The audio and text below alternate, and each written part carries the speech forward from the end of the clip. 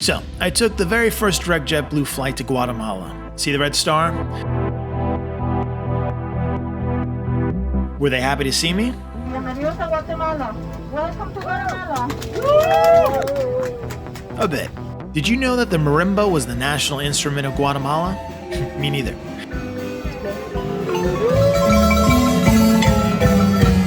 It was a party. Even the president was there. Guatemala takes COVID super seriously. You have to have a test when you first arrive, and everywhere you go, they check your temperature. Safety first. I loved it. We checked into the Barcelo, which is a super nice hotel. Big, clean, modern rooms with Lavarino Coso Italiano products. Mamma mia. They even knew that I had a sandwich fetish. Check out my other channel, Make Me a Sandwich.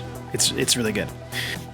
And after dessert, it was straight to bed, because I was excited about tomorrow, when I get to try, yes, the hotel coffee. Oh, yeah. It's actually really good. So was the breakfast. Yes, Mom, I ate all the fruit.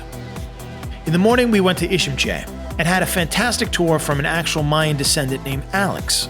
After a quick workout, he explained the highlights of Mayan culture, which there has been a resurgence since the peace of 1996 with the guerrillas. You can still see locals use the sacred spaces for offerings and ceremonies. Macho shiwe ishkowabe, utsipetikwe pa ishimche, ki siwan tinamitre khatit khamama, lubeyeng Alexakwe, ikharahafti eyukin. Surrounded by vast volcanic terrain, Guatemala City is sprawling, full of life and color.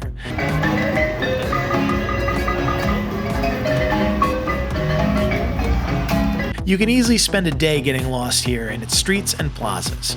But it was on to Lake Atitlan, which is a mind-blower.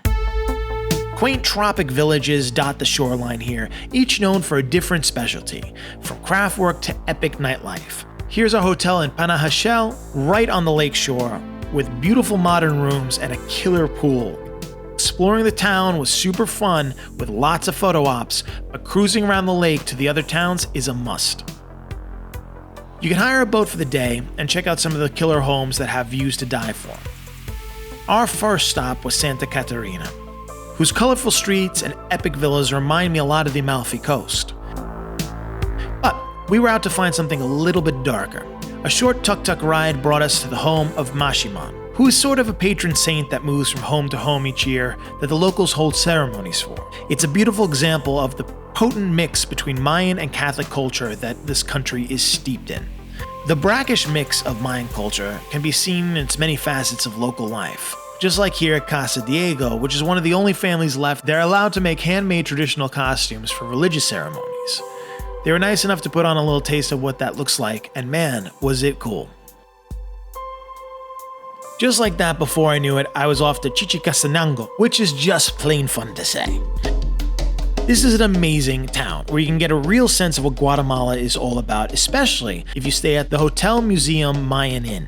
This place is an absolute stunner. Opened in 1932 and perfectly maintained, as the name suggests, it's like staying inside a museum, which makes it easy to travel back in time. The town itself hasn't changed much either, with its main attraction, a local market that happens Thursdays and Sundays, is a tradition not to be missed. The sheer amount of colors and smells and sounds is like a symphony of culture that washes over you. I was amazed at the way the locals dressed, unchanged for centuries and absolutely beautiful. Finally, I highly suggest heading to the west of town to visit the absurdly colorful cemetery, exploding with vibrant hues and character. If you're lucky to catch it on the perfect sunset, the colors just go on fire. I've never seen death look so pretty. But if you're looking for life, well, then there's Antigua, which was the second capital of Guatemala before a giant earthquake caused by the three massive volcanoes surrounding the city almost destroyed it. I mean, the Spanish knew about Pompeii, right? The result of all this is a lot of magical ruins that have been left undisturbed, which makes for perfect photo ops or a nice place to call home if you're a kiddie. Antigua is home of some of the best hotels in the world, and Porta is no exception. From amazing world-class food to opulent grounds for wandering, our hotel was another level of luxury that frankly I didn't want to leave. but the call of the city was strong. So out we went to visit the cool rooftop bars that serve extra cold gallo beer and dine at the palatial restaurants whose grounds are almost as beautiful as the amazing food they dish up. Antigua is a different type of town. It's like a storybook, where Europe and Central America put their best pieces together to make a beautiful, walkable city full of fun, kitschy things to see and do. Like obviously visit the Choco Museum, where you can learn new ways to indulge in your favorite treat, like chocolate tea. Yeah, that's a thing. And if it's not your thing, maybe you gotta get your rum on, and no one does that better than Zacapa.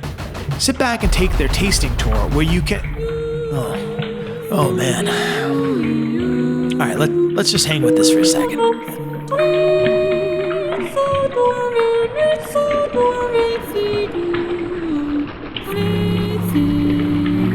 Oh man, so good. Alright, where was I? Right, okay, so the tasting tour, you'll learn amazing ways of how rum is really, really good. And while every part of Guatemala is special, ending a trip in Antigua in the shade of a giant volcano is perhaps the best way to leave an everlasting impression that will have me pining to return very soon. And with direct flights from JetBlue, honestly, it couldn't be any easier. Thanks for having me, Guatemala. You are a stunner.